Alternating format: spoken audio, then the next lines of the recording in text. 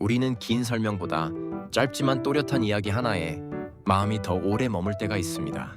출퇴근길 지하철 안에서, 점심시간 잠깐의 휴식 속에서, 잠들기 전 5분 동안 가볍게 들어도 좋은 이야기들, 어디서부터 들어도 괜찮고 중간에 멈춰도 부담 없는 작은 지식의 조각들을 모았습니다. 그렇게 하나씩 쌓이다 보면 어느 순간 머릿속에서 퍼즐처럼 맞춰지며 세상을 조금 더 넓게 이해하게 됩니다. 시간은 아끼고 싶고 그래도 조금은 더 알고 싶을 때 오늘도 가볍게 하지만 의미 있게 함께 이야기 속으로 들어가 볼까요? 외과 수술에 개미가 이용됐다. 부지런한 곤충이라고 알려진 개미가 예전에는 외과 수술에 이용되었다는 사실을 알고 있는 사람은 거의 없을 것이다. 몸에 상처가 났을 때는 그 상처를 봉합하는 수술을 한다. 서구에서는 오래전부터 봉합수술에 개미를 이용했다고 한다. 상처가 난 부위를 개미가 물도록 해서 봉합하는 것이다. 개미 중에서도 힘이 센 턱을 가진 근검은 개미를 사용한다. 자세히 설명하면 개미의 턱을 크게 벌릴 경우 개미는 본능적으로 물려고 하는데 이때 상처가 난 부위에 갖다 댄다. 그리고 개미가 상처 부위를 물면 개미의 몸만 그대로 떼어낸다.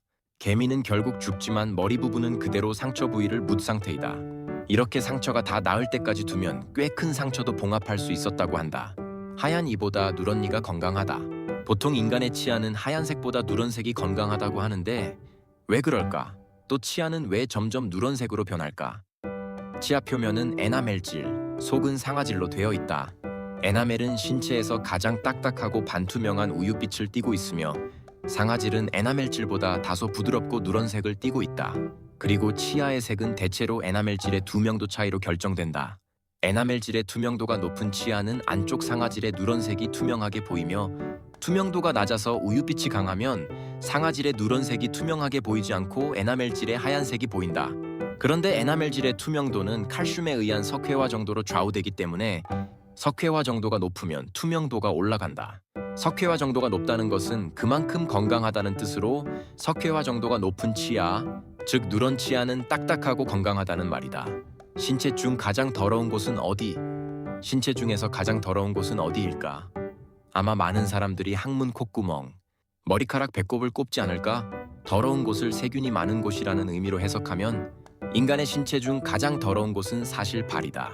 신발을 신는 부분, 특히 발가락 사이다. 여기에 대한 흥미로운 실험 결과가 있다. 한 박사가 병원 직원의 신체각 부분에 멸균한 거지를 붙이게 하고 8시간 일을 한 후에 거주의 세균이 얼마나 부착했는가를 조사했다. 실험에 따르면 거주에 부착한 세균은 어깨와 아래 가장 적었다. 이것을 1이라고 하면 신발 속의 발가락 사이가 가장 많은 140이었다고 한다. 실제로 어깨와 아래에 있는 세균의 700배 정도라고 한다. 인간의 몸 중에 가장 땀을 많이 흘리는 부위는 인간은 보통 하루에 500에서 700ml 정도의 땀을 흘리는데 인간만큼 이렇게 땀을 많이 흘리는 동물은 없다. 땀의 성분은 99%가 수분이며 나머지는 염화 나트륨, 암모니아, 요소미, 요산, 젖산 등으로 이루어져 있다. 땀은 에크린선과 아포크린선이라고 하는 두 종류의 땀샘에서 분비되는데 에크린선은 전신에 있고 아포크린선은 겨드랑이 아래와 음부 등의 한정된 부분에만 있다. 그럼 인간의 몸 중 가장 땀을 많이 흘리는 곳은 어디일까? 성인의 에크린 선수는 300만 개 전후인데 가장 밀도가 높은 곳은 발바닥이며 가장 낮은 곳은 엉덩이다. 그러나 땀의 양은 땀샘의 수와 반드시 비례하지 않는다. 한여름 뜨거운 태양 아래에서 걸으면 등이 땀으로 흠뻑 팬다. 돛땀을 흘리기 쉬운 곳이지만 가장 땀을 많이 흘리는 곳은 이마이다. 이마는 바깥 공기와 접하고 있어서 땀이 증발하기 쉽고 바로 흘러내리기 때문에 땀을 많이 흘려도 잘 느끼지 못한다.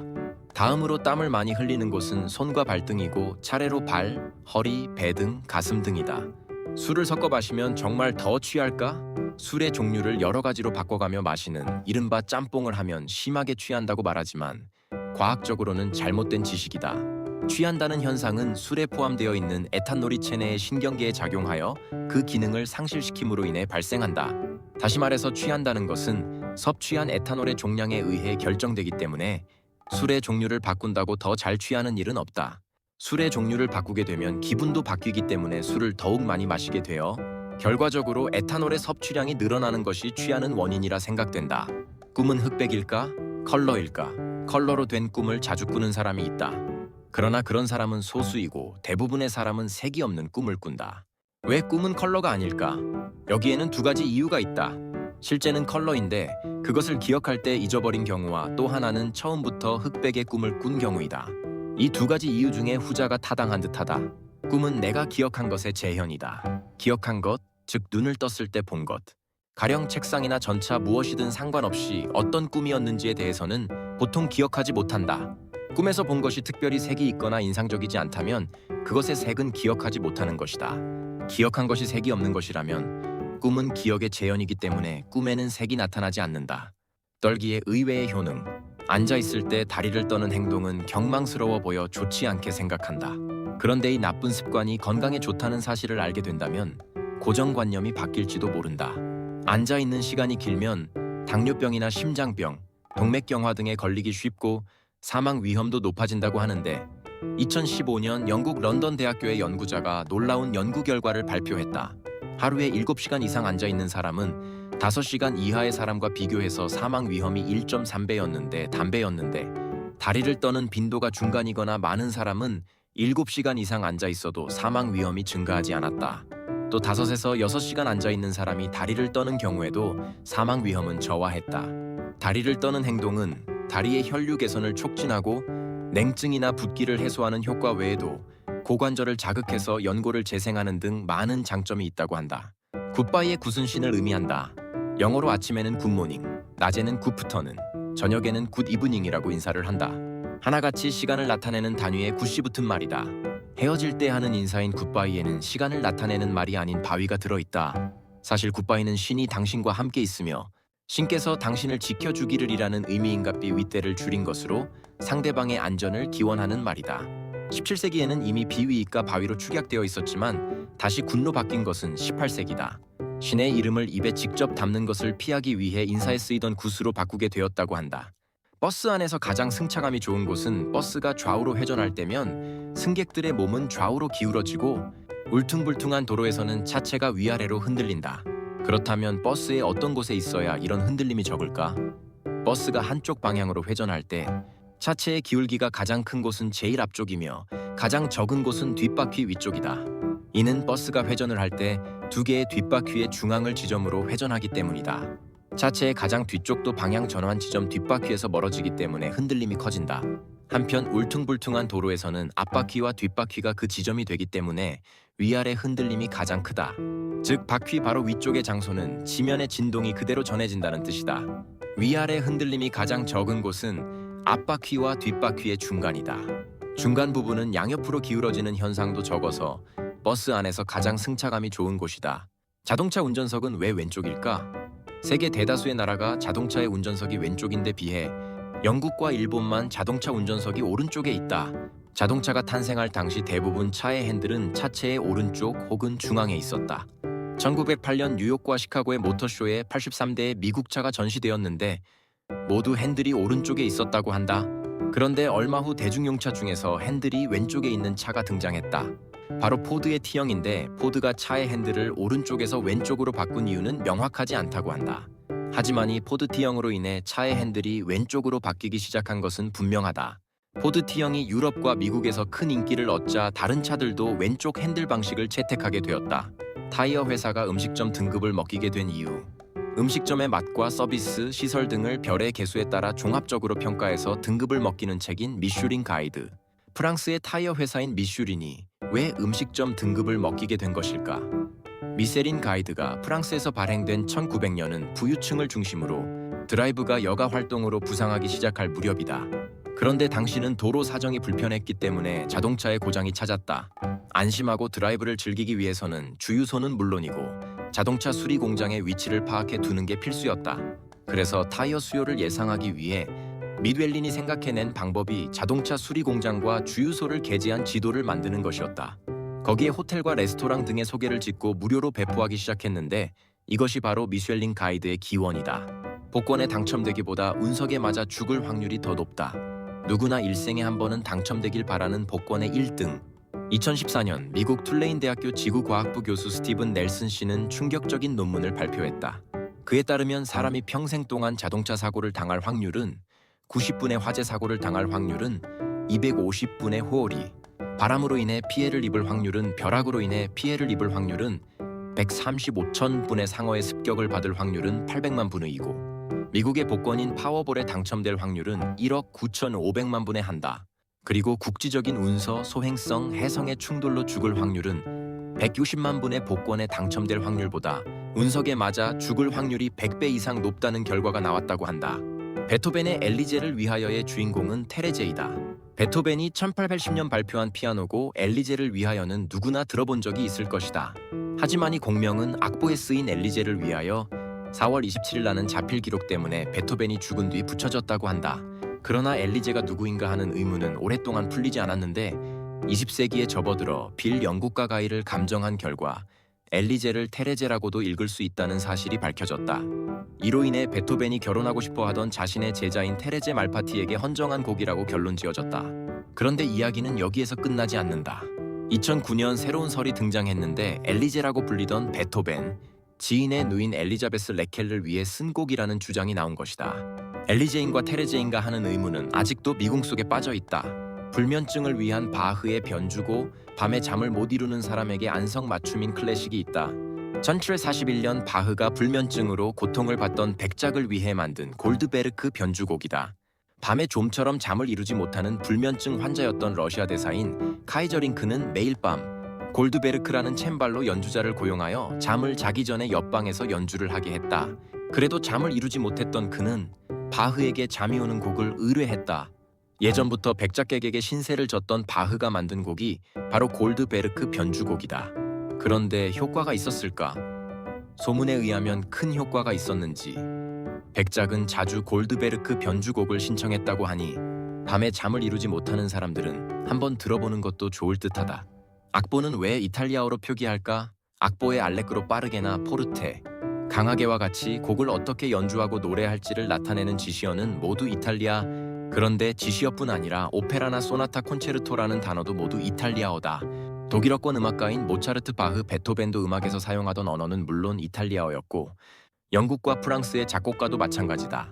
이것은 클래식 음악의 기초는 이탈리아에 있고 17에서 19세기 초반의 음악가들이 이탈리아를 동경했기 때문이라고 한다.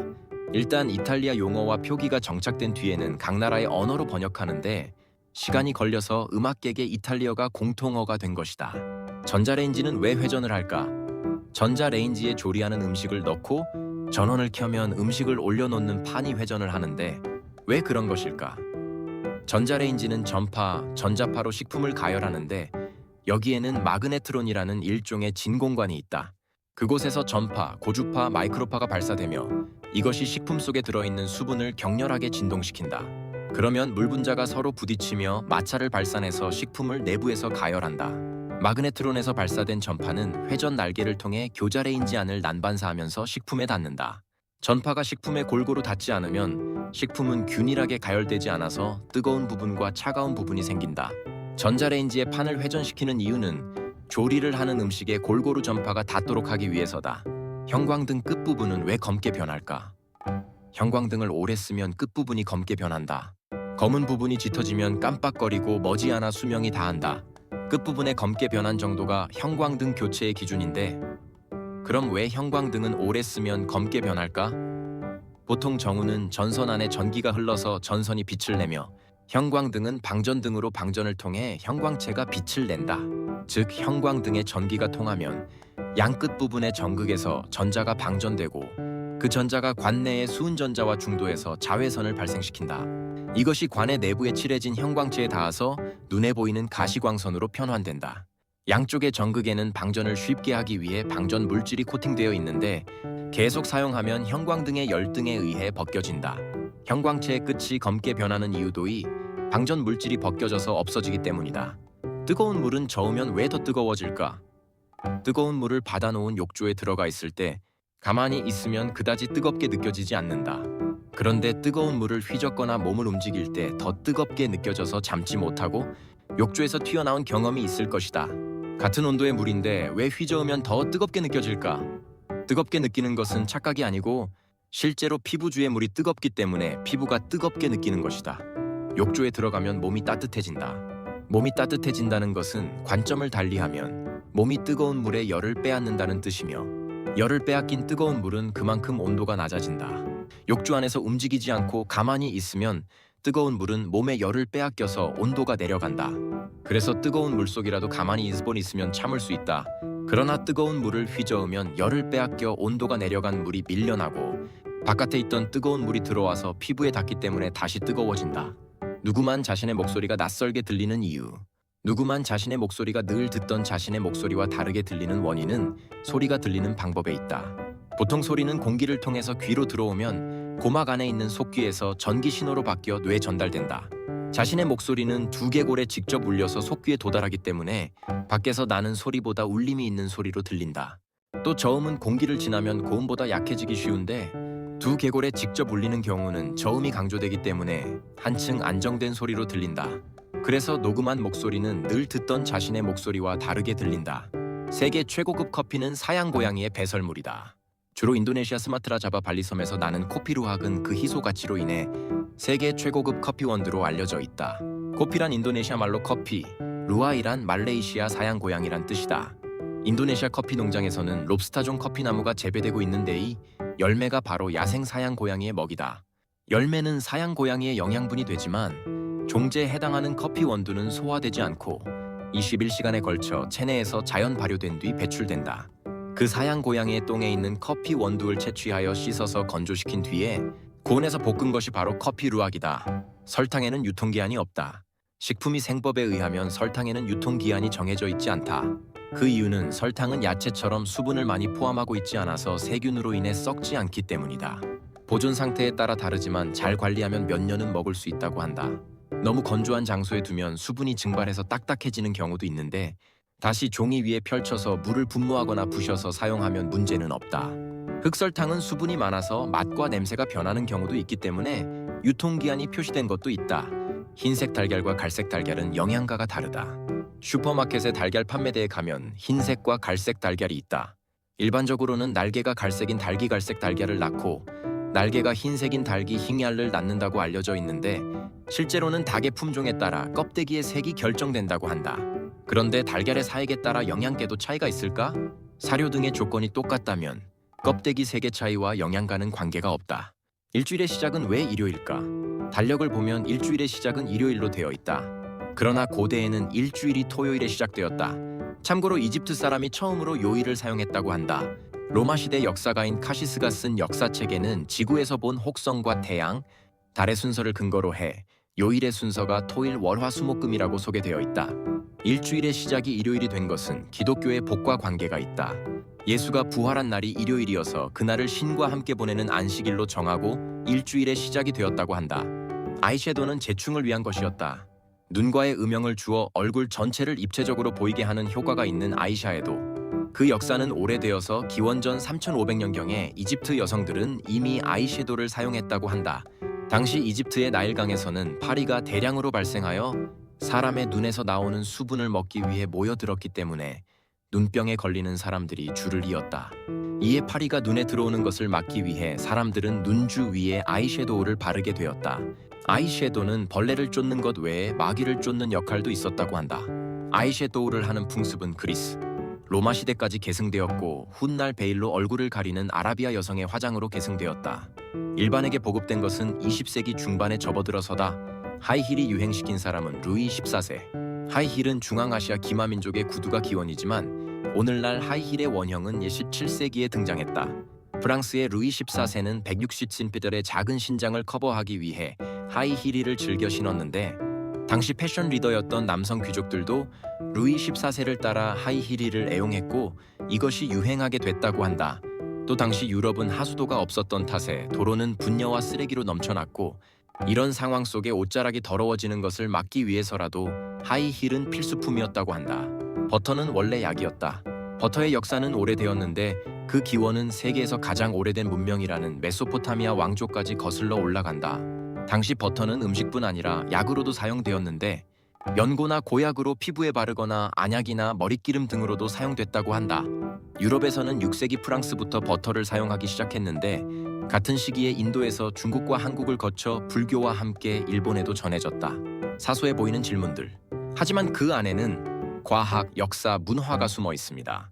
우리가 그냥 지나쳤던 궁금증 하나가 세상을 보는 시선을 조금 넓혀줍니다. 오늘도 편안한 하루 보내시고 여러분의 생각을 댓글로 남겨주세요. 구독과 좋아요는 이 채널을 이어가는 데 큰 힘이 됩니다. 우리 다음 이야기에서 다시 만나요.